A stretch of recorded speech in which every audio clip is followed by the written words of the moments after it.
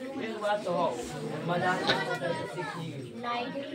दोस्तों, good morning everyone. मैं सिकंदर कुमार। आज की क्लास में मैं आपको बताऊंगा ऑर्थोग्राफी। ये ऑर्थोग्राफी क्या होते हैं सर? ये वर्ण विचारण जिसे हम हिंदी में कहते हैं, इसे आप लोग समझिएगा। इससे हमारे बोर्ड एग्जाम में Bihar board, MP board, Uttar Pradesh board, इसके आसपास बिहार के आसपास कई बोर्ड है जिसमें इससे कई प्रश्न पूछे जाते हैं प्रत्येक वर्ष। अब की बार 2025 इसमें भी कई प्रश्न पूछे गए थे। तो देखा जाता है दोस्तों, ये काफी वीवीआई और इम्पोर्टेंट टॉपिक है ऑर्थोग्राफी वीवीआई। देखिए क्या है कि वर्ण विचारण में सबसे पहले क्या पढ़ेंगे। इसके पहले की क्लास में आपको मैंने बताया, इस डिटेल चीजें बताए होंगे, ठीक है। तो अब क्या है कि वर्ण विचारण में सबसे पहले प्रोनाउंसिएशन प्लेस, उच्चारण स्थान। प्रोनाउंसिएशन प्लेस का मतलब होता है उच्चारण स्थान। जैसे आप कोई भी वर्ण बोल रहे हैं तो उसको कहाँ से बोलते हैं, कैसे बोलते हैं, उस जगह को डिसाइड करना, इसे ही प्रोनाउंसिएशन प्लेस कहा जाता है। जैसे सर आपको मैं बोलूं कबर्ग, कबर्ग को मैंने बताया था सर, कबर्ग को आप बोलोगे क ख ग घ अंग, तो इतना बोलोगे। लेकिन सर उतना नहीं हम बोल के डायरेक्ट बोल देंगे कबर्ग। कबर्ग बोलने का तात्पर्य ये होता है को से लेकर अंगों तक, ठीक है सर। अब देखिए कबर्ग और ओ और आ, ये दोनों का उच्चारण स्थान कहाँ से हो जाएगा सर? कंठ से। कंठ यानी जब आप बोलिएगा जैसे ओ आ ऐसे बोलिएगा ना, तो आप ऐसा लगेगा वो कंठ से निकल रहा है। उसका प्रोनाउंसिएशन प्लेस क्या है? कंठ है। ओ आ जैसे बोलिएगा क ख ग घ अंग, मतलब ये बोलने के बाद आपको ऐसा फीलिंग होगा, ऐसा महसूस होगा कि लगेगा वो कंठ से निकल रहा है। कहाँ से निकल रहा है? कंठ से निकल रहा है। चलिए दोस्तों, ये आपने समझा होगा।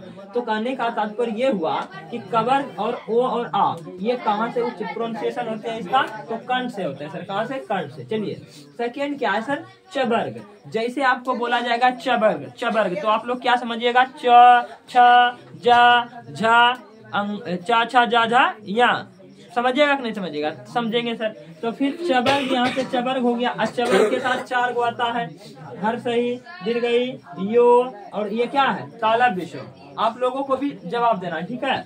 तो ये हुआ, क्या हुआ बोलो? चबर्ग। और ये क्या हुआ? हर सही। इसका प्रोनाउंसिएशन प्लेस तालु।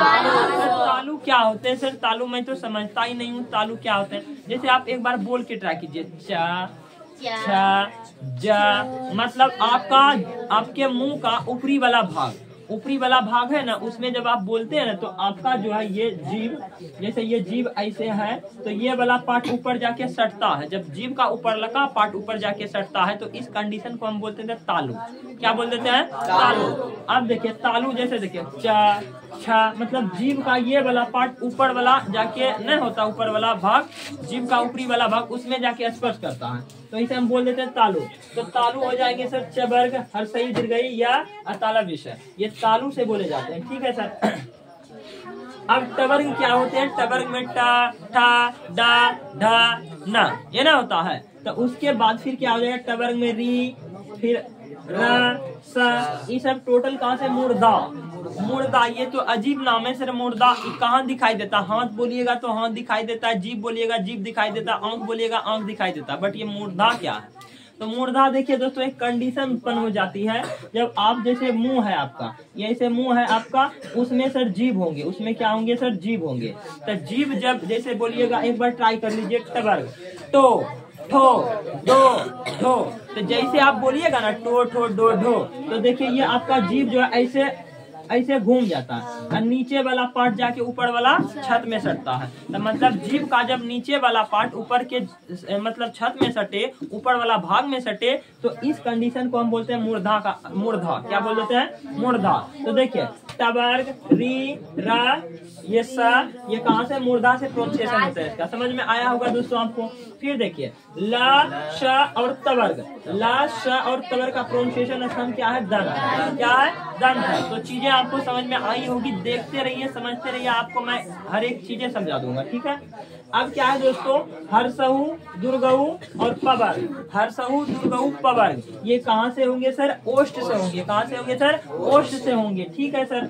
ए आई, ये कहाँ से होंगे सर? कंठ और तालु से। देखिए सर हमको ये नहीं याद होगा, कंठ और तालु ये दोनों। तो देखिए सबसे पहले आपको मैं बता दूं, ये ए जो लिखे हैं सर, ये ए भी बने होते हैं, ये सिंपल स्वर वर्ण नहीं है। जैसे देखिए यहाँ साधारण स्वर वर्ण होते हैं, तो स्वर वर्ण में भी ये स्वर वर्ण से मिलकर बने होते हैं। ये जो बने होते हैं ओ जोड़ हर सही से, और ओ का प्रोनाउंसिएशन स्थान होता है कंठ, ठीक, और इसका प्रोनाउंसिएशन स्थान होता है तालु। तो ये दोनों मिला के देखिए, ये जो बनेगा कंठ और तालु दोनों से, तो कंठ और तालु दोनों से है, ठीक है सर। उसी प्रकार ओ इसका प्रोनाउंसिएशन प्लेस क्या होगा सर, जरा बताइए। तो देखिए ना सर, इसको आप क्लासिफिकेशन करोगे, इसको तोड़ोगे तो ये हो जाएगा ओ जोड़ क्या होगा, हर सहु। तो ओ जोड़ हर सहु जो होगा ये हो जाएगा कंठ, और प्लस में ही क्या हो जाएगा, ओज। तो इस तरह से आप बता दोगे ओ और औ ये कंठ और ओज से इसका प्रोनाउंसिएशन प्लेस है, ठीक है सर। उच्चारण स्थान जिसे हिंदी में बोलते हैं। अब सिंपल वो अकेला एक बेचारा है जिसका उच्चारण स्थान होता है दंत और ओष्ठ दोनों से, दंत और ओष्ठ दोनों से। इसको आप लोग याद कर लीजिएगा, ठीक है, याद कर लेंगे। उसके बाद अंगो, यो, नो, मो, इसका उच्चारण स्थान कहाँ से होगा, बोलिए तो, नासिका। मतलब सर आप इसको जब बोलिएगा ना तो आपको लगेगा ऐसा कि ये नाक से निकल रहा, नहीं बोलता। कई इंसान होते हैं जो कि स्पष्ट रूप से बोल नहीं पाते हैं, वो जब बोलते हैं तो लगता है नाक से बोल रहे हैं, ऐसा लगेगा कि नाक से बोल रहे हैं। जैसे देखिए अंगो, यो, नो, मो, ये तो टोटल कहाँ से, नासिका से होते हैं। तो एक बार मैं इसका ट्रिक बता दूं दोस्तों याद करने का, कि कवर के साथ 2 गो आते हैं, जब भी आएंगे कवर के साथ 2 गो, चवर के साथ कई गो आएंगे, 4 गो, और उसके बाद टवर के साथ 3 गो, उसके बाद तवर के साथ लोसो याद रखिएगा, हर समुद्र गो, कवर के साथ ए आए, कंठ एवं तालु के साथ ओ और औ किसके कंठ एवं, इसको तो आप तोड़ के देख लीजिएगा, ठीक है। उसके बाद देखिए दोस्तों, कुछ चीजें होती है कि आपको ना तरीका के साथ याद कर लेना चाहिए, ट्रिक के साथ। आपको कोई भी चीज कैसे आप याद करते हैं, ट्रिक लगा लीजिए, ट्रिक के साथ आप याद कर लीजिए। आप कोई भी लॉजिक लगा लीजिए, ठीक है, ये आप पे डिपेंड करता है कि आप कौन सा लॉजिक लगा रहे हैं, ठीक है दोस्तों। चलिए ये सभी चीजें आपको समझ में आई होगी। और ऑर्थोग्राफी का हम कई पार्ट्स पीछे जो कि पढ़ा चुके हैं, स्वर वर्ण पढ़ाए हैं सर, स्वर वर्ण के कितने प्रकार होते हैं इसे हम डिटेल में बताए हैं। उसके बाद व्यंजन वर्ण उसको डिटेल में बताएं। तो देखिए दोस्तों, हम इससे ऑर्थोग्राफी के कुछ वीवीआई प्रश्न जो कि बोर्ड एग्जाम में पूछे गए थे, तो क्या है, आधुनिक वर्णमाला में मुख्यतः कितने वर्ण प्रयुक्त होते हैं, तो आपको पता होगा आधुनिक वर्णमाला में मुख्यतः कितने वर्ण प्रयुक्त होते हैं। उसके बाद सेकेंड में हिंदी में स्वर वर्णों की संख्या कितनी है, क्या आपको ये पढ़ाया गया था कि नहीं पढ़ाया गया था, पढ़ाया गया। हिंदी में स्वर वर्णों की संख्या 11 है सर।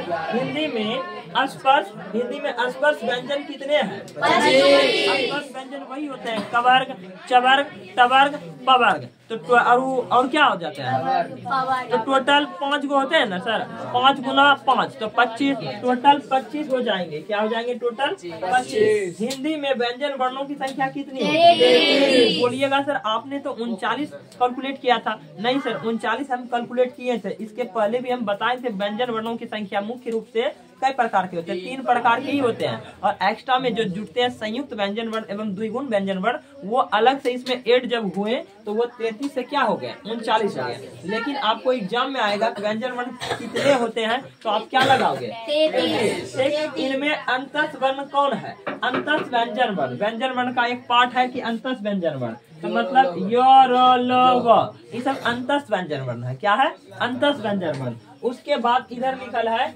इनमें संयुक्त व्यंजन कौन है, तो आपको जवाब देना है। आपको क्या देना है, जवाब देना। संयुक्त माने ये हुआ कि वो व्यंजन वर्ण न और मतलब किसी वर्ण से बने होंगे। जैसे सर अज्ञों लिखे हैं, अज्ञों किससे बने हैं, बताइए, कोई भी बता सकते हो क्या, अज्ञों किससे बने हैं, किससे, यूं, ठीक। उसके बाद पूछ देंगे अक्षो किससे बने हैं, तो हलन। और उसके बाद पूछ देंगे श्रो किससे बने होते हैं, सो हलन जोर, सो कौन सा सो, ये सो हलन जोर रो। उसके बाद त्रो, सो हलन जोर रो, इसी से। तो ये दोस्तों आपको समझ में आई होगी। यदि आपको इसमें थोड़ा कोई त्रुटि होता है तो आप लोग बुक से निकाल लीजिएगा। यहाँ ताला भी शो लगेगा, चलो यहाँ ताला भी शो लगेगा, ठीक है दोस्तों, ये अब सही हो गया। चलिए बाकी अब कोई त्रुटि नहीं रहा। तो ये सभी प्रश्न पूछे जाते हैं ऑर्थोग्राफी में। तो ऑर्थोग्राफी का वीडियो इसके पीछे भी हम बनाए, उसको आप लोग देखें और समझे। और जो भी आपको त्रुटि होता है आप इस वीडियो के कमेंट बॉक्स में अपने त्रुटि को लिखें। और इस तरह के वीडियो को देखने के लिए मेरे चैनल एक्सीलेंट करियर पॉइंट को सब्सक्राइब एवं बेल आइकन को दबाना ना भूलें। Thank you for watching this video.